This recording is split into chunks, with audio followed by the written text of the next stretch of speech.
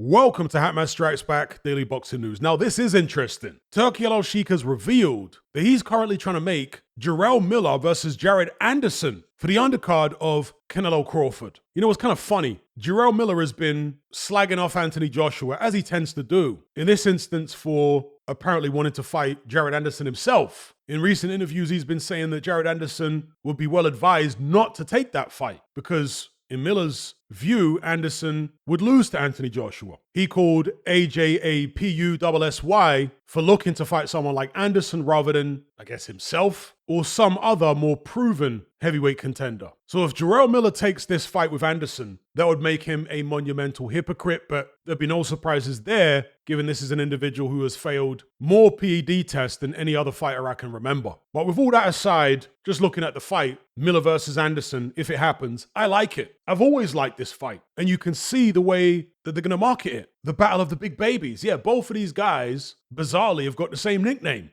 Jarrell Miller, as we all know, is a physically massive man, typically at least 300 pounds or more. He's not the biggest puncher in the world, but he's tremendously strong. He's got a great chin. He's aggressive. He's high volume. And he's got relatively quick hands for a man of his size. And his strategy is always the same. Push you back to the ropes, bully you, overwhelm you, hit you with shots to head and body, and try to wear you down, and if not take you out, then beat you on the cards comfortably. That's what Jarrell Miller does. The only person to have beaten him so far is Daniel Dubois, and he did it by having the punching power and enough mental and physical toughness of his own, combined with stamina to hold Miller off and eventually wear him down and stop him. But to be fair to Jarrell Miller, he did take that fight on relatively short notice. That is actually true. He didn't have full preparation. But if the Anderson fight comes off, he will have had full prep. Both guys will have had. Will Jarrell Miller do a similar job on Anderson to the one Martin Bakole did? Well, I don't think Miller hits as hard as Bakole, and I don't think his offense, and I'm talking about when Bakole's on form like he was when he fought Anderson, I don't think Miller's offense is as creative or as dynamic as Bakole at his best. But I think he's got a better chin than Bakole, and he may need it against Anderson because Anderson throws a lot of shots himself. In his last contest, Anderson looked really poor. That was a 10-round UD over Marius Callias, a journeyman fighter back in February. Anderson seemed totally disinterested in that bout. He's always been kind of a emotionally erratic, mentally unstable character. And so that loss to Martin Bakole may have hit him harder than most. Some fighters recover from those kind of humiliating stoppage defeats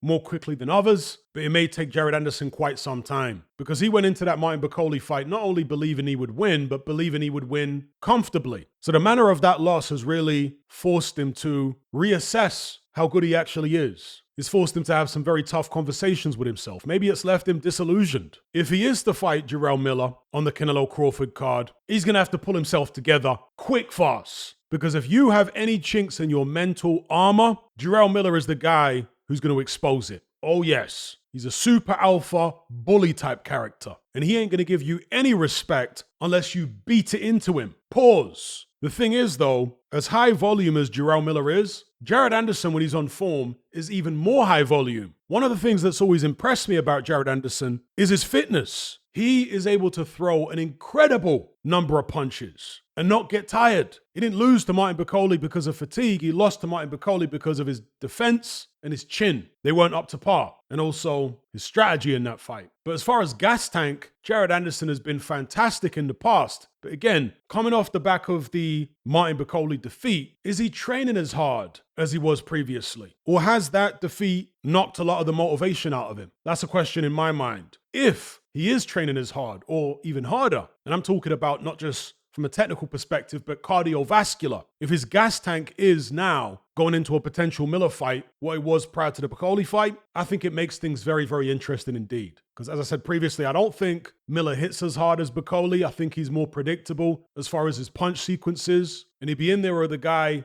in Anderson who potentially could outwork him. So fascinating fight. I hope it happens. Despite Miller being made to look like a monumental hypocrite, if he does take it. The battle of the big babies. What do you guys think about this one in the comment section below? Don't forget to like and share this video and subscribe if you haven't done so already. Thank you all for watching. I'll catch you on the next one. I'm out.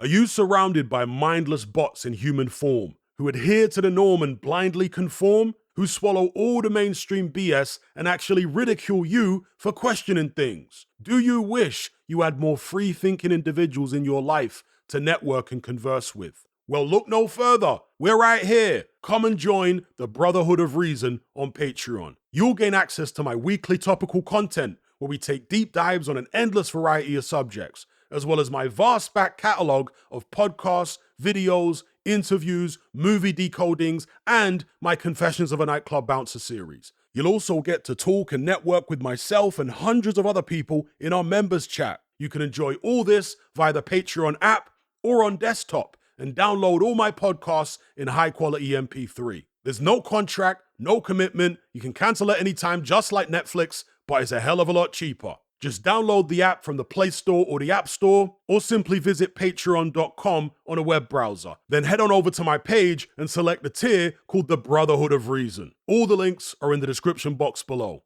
And just a quick money-saving tip for Apple users. If you purchase your Patreon subscription on the desktop site or on Android, then you'll avoid the ridiculous 30% fee that Apple charges for purchases made on the iOS app. So if you're on iPhone or iPad, save yourself some money by buying your subscription on the actual Patreon website or on Android, because it's a lot cheaper. Once you've made that initial purchase, you can then use the Patreon app on your iPhone or iPad thereafter to access and enjoy your content as normal.